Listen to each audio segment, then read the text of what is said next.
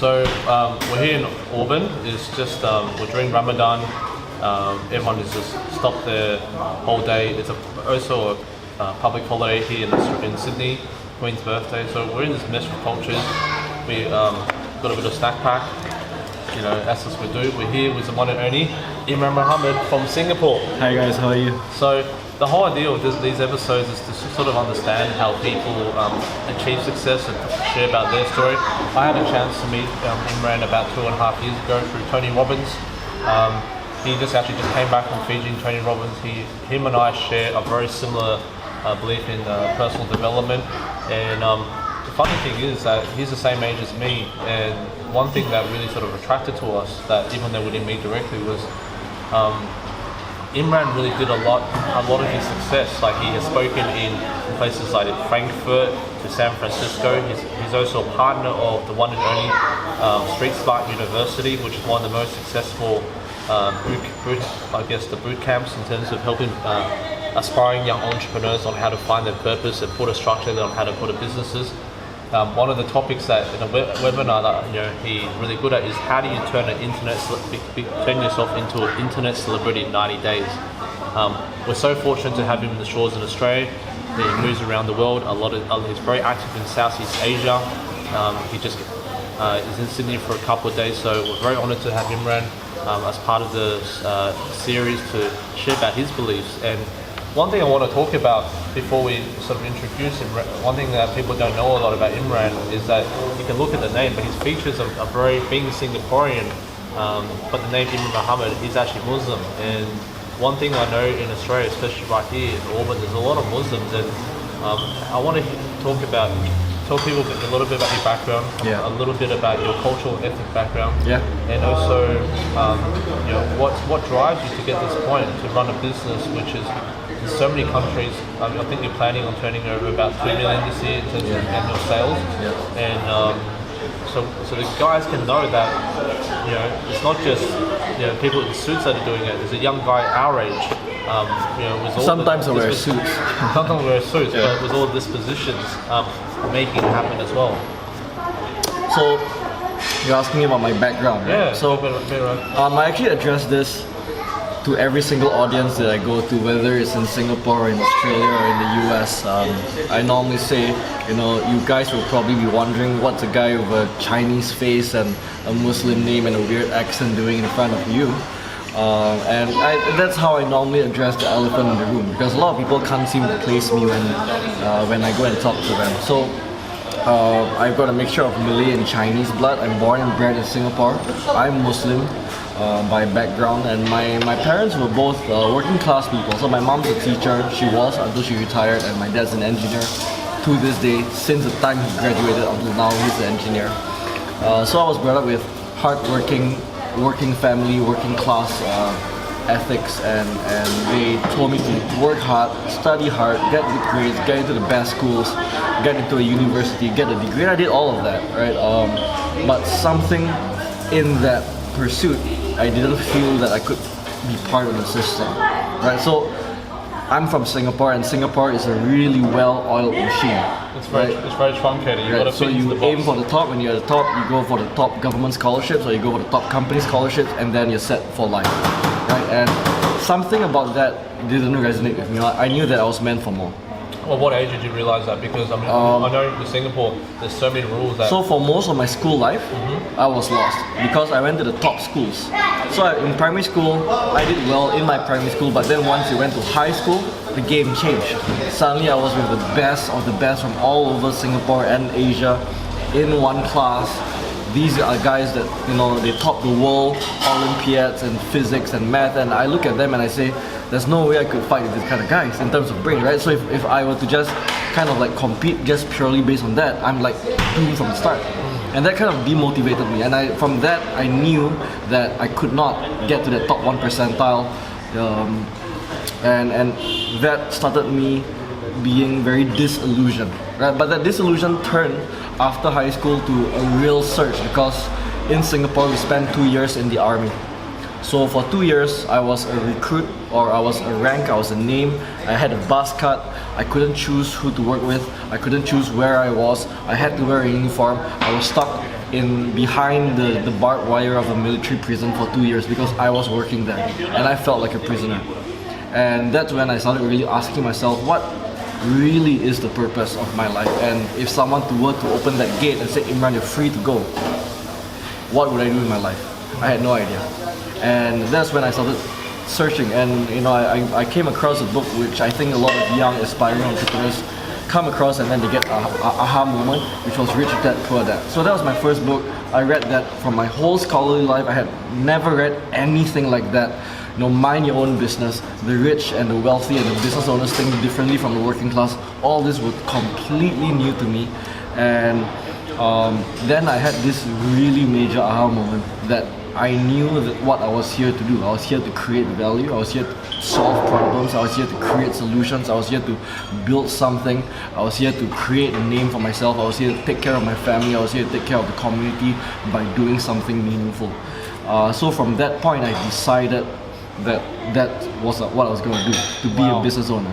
But I had no idea how, when, how to start. Like, I had none of these things, but that was the start of probably about 13 years of a journey. I could fast forward, but basically it's been 13 years. I failed 6 times in business over the course of 8 years. My current business, we started it 6 years ago, and in fact my lowest of my lows were during this business, where we got to severe business debt and then we turned that around. So that's my story here. Okay.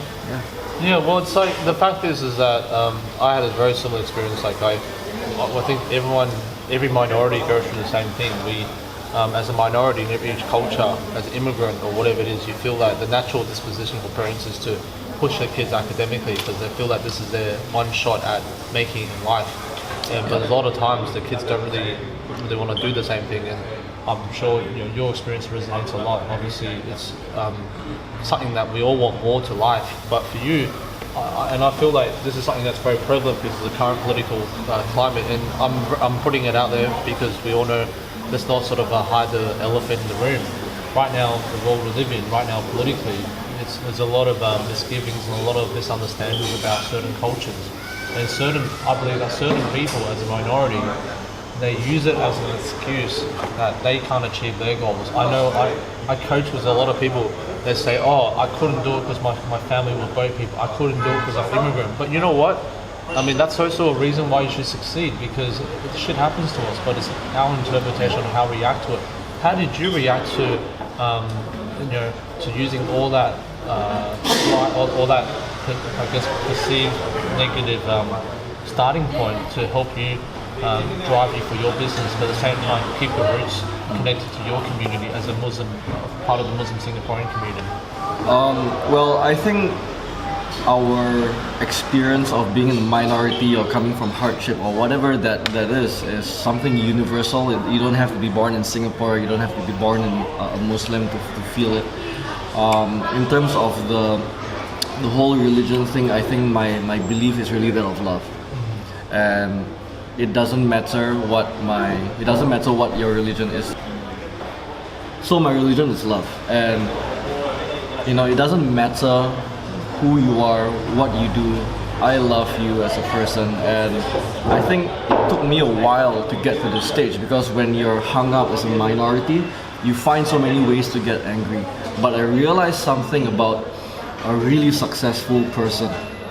And through talking to thousands of entrepreneurs all around the world, and also from learning from some of the best, including Tony Robbins that you mentioned, and some of the people that learn from him are people who own multi-million-dollar empires, hundreds of millions of empires. And you can take any one incident, and it's your belief and the perception about it that will determine the quality of your life.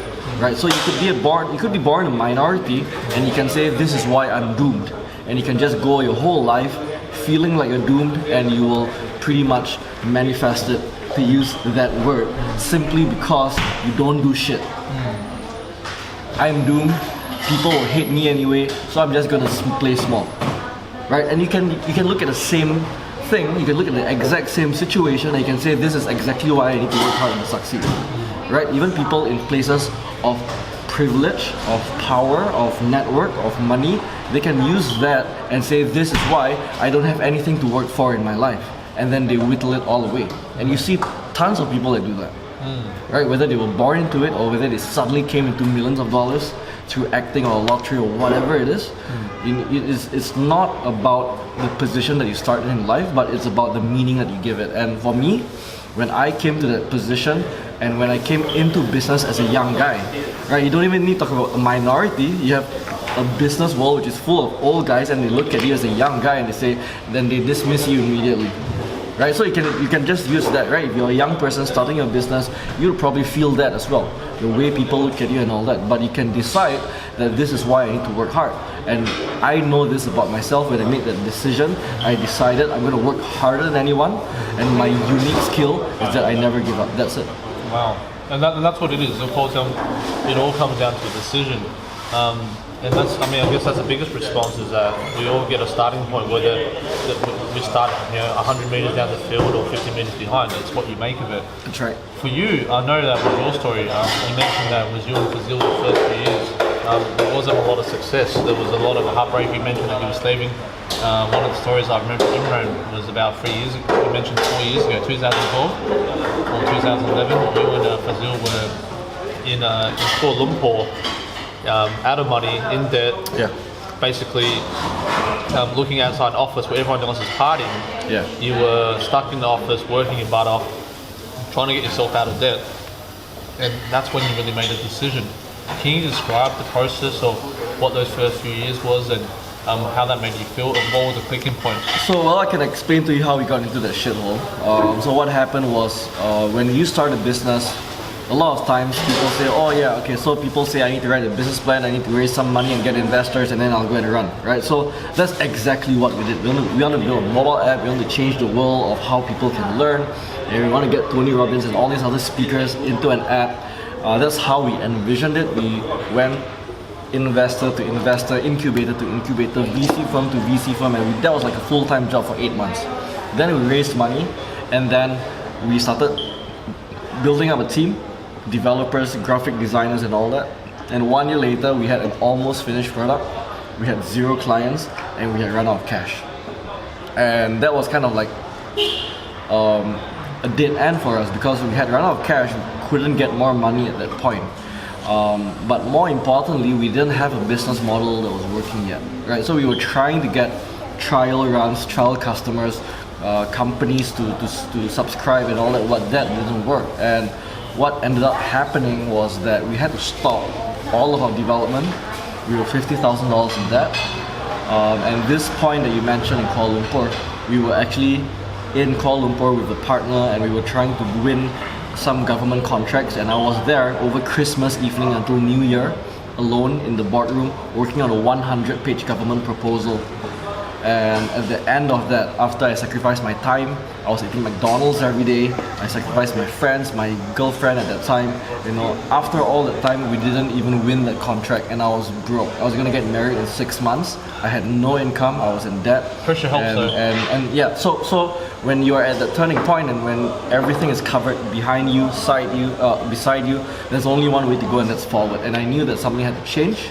So I cut off everything, all the toxic partnerships. We had a chief technology officer that we hired, we gave him equity, we paid him, but we stopped it. We threatened him with a lawyer letter, got all our equity and the debt that he held back. We just told him to please go away. And we started afresh. Someone came to us at that point and they said, hey, we've seen you guys around. Are you good with online? Can you build a website for us and do some marketing for us? And we said, oh no, we're not your guys. And they said, but we have about $11,000 in budget. And I said, I'm your guy. I'll take it. Right? So I was so desperate for cash that at that point I said, okay, cool, I'll just take whatever comes. And I figured that if there was a business that needed that, there would probably be a handful of others. And that's when I got an aha moment, and I got my partner and I got a couple of new guys, and I said, let's go. And we did everything we could, door to door, cold emails, cold calls, networks, referrals, and 6 months down the road we hustled to about $130,000 of revenue in 6 months. Wow. And that completely changed, of course, the financial situation. I could get married and stuff like that. That helps. But that helps, right? But more importantly, that completely changed how I saw business, because many people are going around thinking that they're an entrepreneur, but they don't have a business. They're not serving people. They don't have a business model. They're not generating profit. And if you look at any business that lasts the duration of time, it's because they have a model that delivers value and makes a profit out of it. And that's when I learned that skill.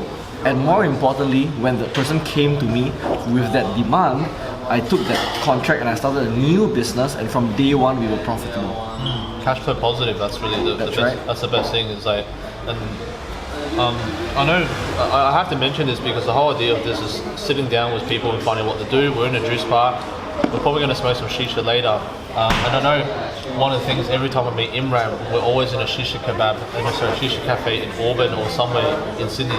If you don't know, Auburn is Western Sydney. Like, what is it about you and shisha? Like, so I have this thing, like wherever in the world I go, I look up a shisha place.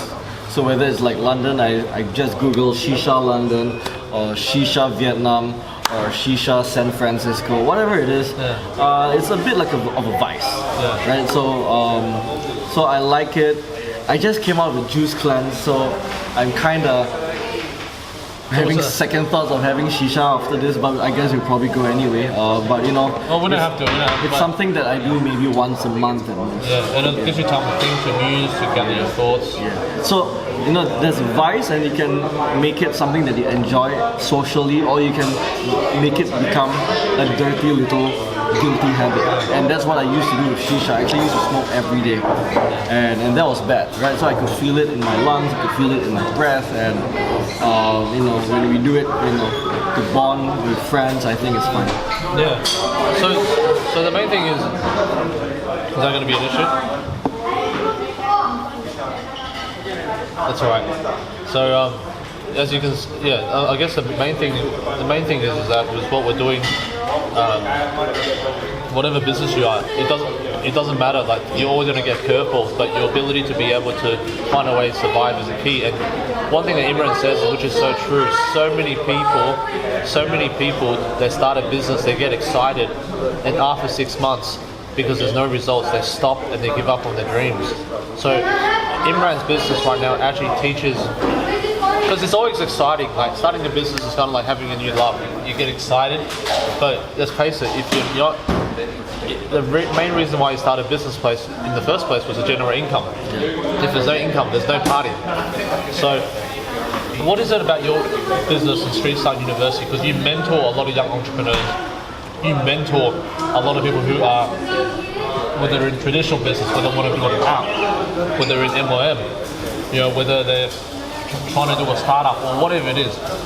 What is it that you've noticed about the people the clients that you work with? What are the biggest pitfalls, and what's the biggest thing to prevent? Because we all know in traditional business the success rate is about 5%. Why is it that if there's so many resources out there and we put ourselves in personal development, why is there so many such a small percentage? And how does your course and products that you have, the clients that you address the issues that businesses go through? So that's a good question, and I just got some statistics, and the statistics that I got was that in the US, more than 90% of businesses fail within 5 years, and less than 5% ever make it to $2 million of total revenue. Right, so similar stats in Australia as well. Yeah, so the reason why it fails for most of the parts, if you look at it, it's not the idea. Like, you can make money in any industry, in any environment, right? In some cases, in the worst recessions, it's where most money is made. Right, so it's really not about the idea, it's really more about the execution. What stops the execution? Exactly what you said earlier about people stopping themselves. And it could happen when you're just starting out and then you pull yourself back. But it also could happen when you're growing your business and you just hit 1 million and you don't know how to hit 10, and the same patterns happen again. And the biggest thing that I found from myself, just speaking from personal experience, is that the biggest ceiling to my business is me. How I think, how I turn up, whether I'm professional or not, what I bring to the table, what kind of culture I allow to seep into the business. And we can talk about sales and marketing. There's a lot of technical stuff, and a lot of what we do goes through things like sales scripts, the sales process, the marketing process, and implementation of that. But what I find is that even giving these out, the maps, the blueprints, the step by step, it doesn't work if the entrepreneur doesn't work. Okay. Right, so I think the biggest thing that really stops businesses is the human failure, and it's an emotional one, it's a relational one. So a lot of businesses close down because of disagreements between partners, and I'm pretty sure you've seen this. And a lot of times it stops because the entrepreneur does not have the willpower to continue, right? Because I mean, I'm gonna try to read your mind here watching, right? So if you're watching this, you probably wanted to start a business to make more money and maybe have time freedom. If you started a business to have time freedom, how's that going for you? So before anyone can have time freedom, they need to